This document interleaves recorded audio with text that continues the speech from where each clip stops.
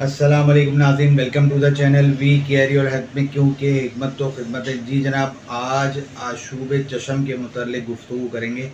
आशूब चशम होता क्या है? आँखों से पानी आना, आँखों के अंदर सुर्खी आना, आँखों में दर्द होना, तकलीफ़ होना, खिंचाव महसूस होना।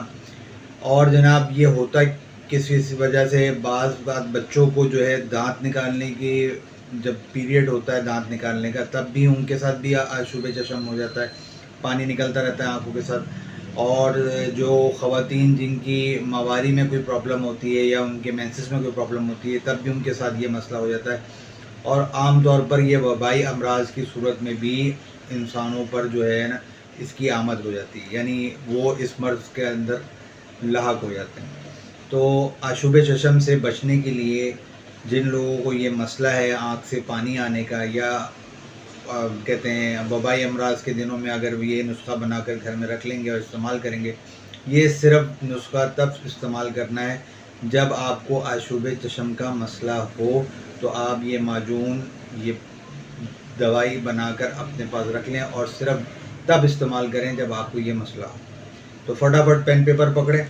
आपने जनाब लेना है मगज़ हलीला ज़र्द 1 तोला, मगज़ तुख्म कशनीज़ 1 तोला, मगज़ बादियान 1 तोला, खशखाश सफ़ेद 1 तोला, शहद खालिस 1.5 पाव।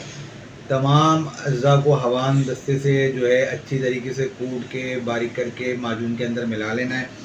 और इस मिलाने के बाद जवारिश तैयार कर लेने, सिर्फ रात को सोते वक्त इसका इस्तेमाल करना है। आधा सा 1 चम्मच। यह आपका नज़ला भी ठीक कर देगा, आशूब चशम का मसला भी ठीक कर देगा, आपका मैदे का मसला भी ठीक कर देगा।